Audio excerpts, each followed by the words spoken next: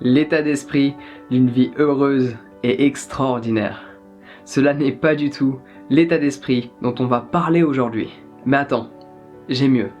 On va plutôt parler de l'état d'esprit qui t'empêche d'avoir une vie heureuse et extraordinaire. Un état d'esprit que beaucoup de personnes adoptent dans leur quotidien. Et le fait d'en prendre conscience, ça nous permet de le mettre de côté. Donc c'est plutôt utile, ouais. Donc c'est l'état d'esprit que l'on pourrait considérer de noir et blanc. C'est vrai et c'est faux. Et si tu regardes des vidéos qui parlent de religion, de boycott, lis les commentaires. Et tu vas retrouver cet état d'esprit très fréquemment. C'est faux ce que tu dis. C'est pas vrai ce que tu dis. Je ne suis pas d'accord avec toi. Ce sont des gens qui ont un état d'esprit que l'on pourrait dire fermé. Donc un état d'esprit noir et blanc.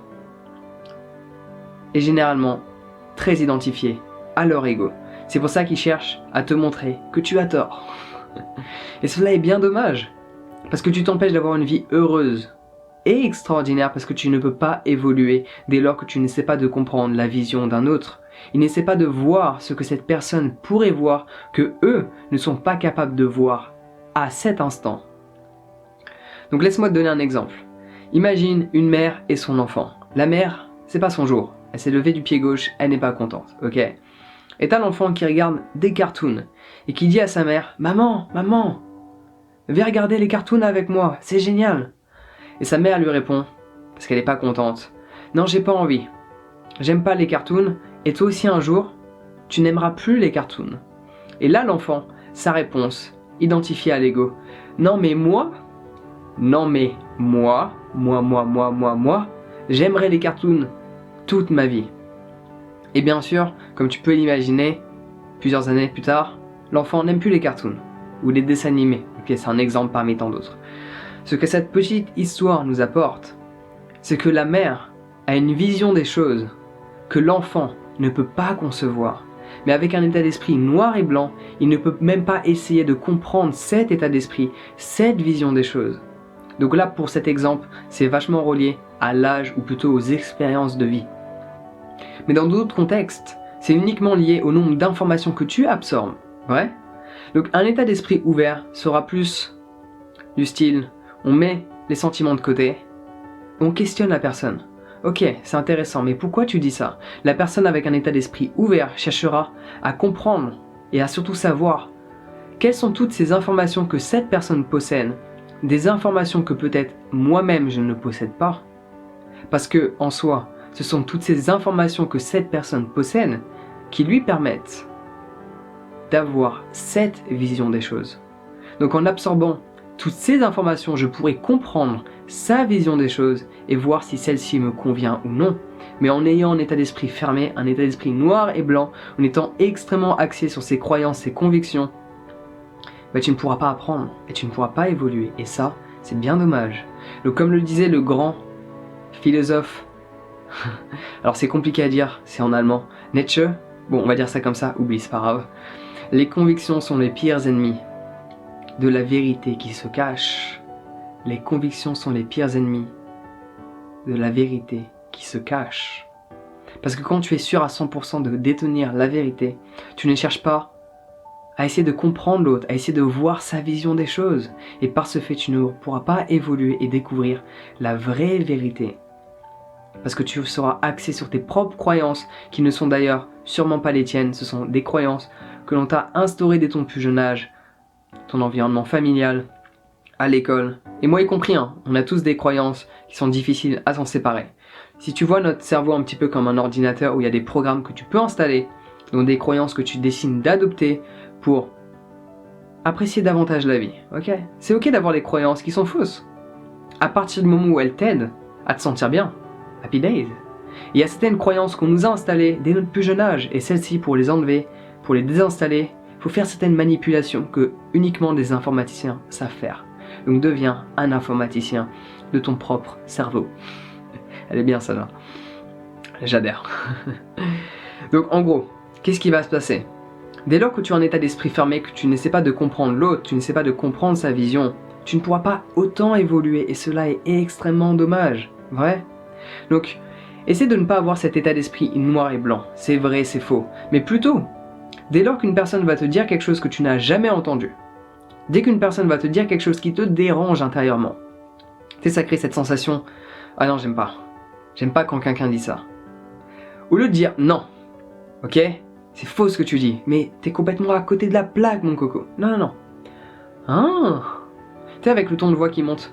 Ah, c'est intéressant ce que tu dis.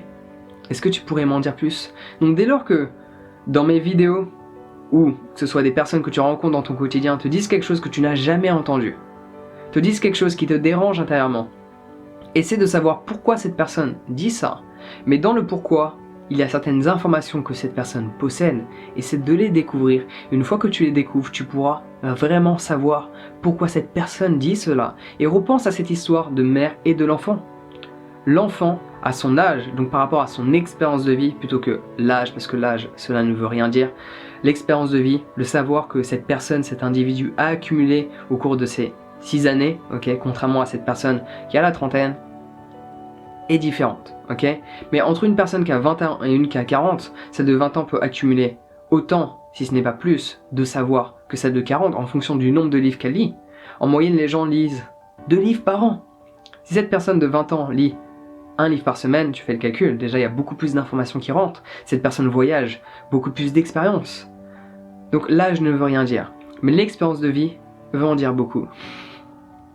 Donc dis-toi que dès lors qu'une personne te dise quelque chose que tu n'as jamais entendu, ou quelque chose qui te dérange intérieurement, peut-être, je ne dis pas tout le temps, peut-être, point d'interrogation, que cette personne sait certaines choses que tu ne sais pas. Et forcément, sans savoir, tu ne peux pas avoir cette vision des choses. Mais dès lors que tu lui poses la question, qu'est-ce qui te fait dire cela? Pourquoi cette personne pense ainsi? À partir du moment où tu acceptes de recevoir toutes ces informations, peut-être que ta vision des choses va changer. Mais attention, dès lors que tu es identifié à ton ego, cela va être très compliqué. C'est pour ça que les gens réagissent constamment dès que tu leur dis quelque chose qui ne leur convient pas, dont ils ne sont pas d'accord. Ils réagissent, non c'est faux, non c'est faux, non c'est faux. Parce qu'ils sont identifiés à leur ego. Et leur ego leur dit intérieurement, n'observe pas cette sensation que tu ressens dès lors que je te dise quelque chose qui te dérange, dès lors que je te fasse part de quelque chose que tu n'as jamais entendu. Parce que tu sais intérieurement qu'il y a une part de vérité. Donc fais bien attention, dès qu'une personne te dit quelque chose qui te dérange et que tu ressens quelque chose intérieurement, au lieu de ne pas regarder cette sensation et de sauter sur la personne en lui disant tu as tort, observe ce qui se passe. Mais ton ego ne veut pas, parce que dès lors que tu observes, tu vas commencer à comprendre ce scénario qui se répète constamment. Tu vas commencer à avoir des réponses qui émergent en toi. Et il y a beaucoup de croyances, beaucoup de convictions que tu vas décider de laisser de côté. Et ça, l'ego, il veut pas. Parce qu'en gros, dès lors que tu te remets en question, ton ego se dissout. Oh, c'est la catastrophe. Donc en gros, le plus simple, pour avoir cet état d'esprit d'une vie heureuse et extraordinaire, repense à cette citation du magnifique et grandiose Socrate. Plus je sais, plus je réalise que je ne sais pas. En pensant ainsi, chaque jour, tu vas évoluer comme jamais tu as évolué précédemment. Parce que tu pourras toujours penser que tu ne détiens pas la vérité absolue. C'est pour ça qu'à l'heure actuelle, je peux raconter certaines choses dans mes vidéos, et 6 mois plus tard, je peux me contredire, parce que je partage ce que je pense, ce que je crois, ce que je ressens à cet instant présent.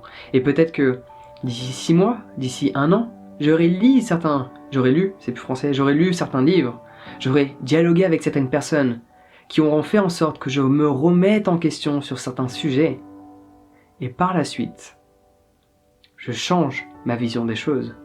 Donc forcément, les vidéos d'aujourd'hui vont être différentes des vidéos de demain, et les vidéos de demain seront différentes des vidéos d'aujourd'hui ou d'hier. Cela prend sens, parce qu'on évolue constamment. À partir du moment où ton état d'esprit ne change pas, ça veut dire que tu n'évolues pas. Tu ne peux pas évoluer si ton état d'esprit ne change pas. Donc, juste pour finir, dès qu'une personne te dit quelque chose qui te dérange, quelque chose que tu n'as jamais entendu, qui te paraît complètement absurde, ah, c'est intéressant ce que tu dis, personne ne m'a dit ça. C'est intéressant ce que tu dis, est-ce que tu peux m'en dire plus? Parce que je pense différemment, mais je suis ouvert à ce que tu as à me raconter. Et là, ce qui peut se passer, c'est magnifique.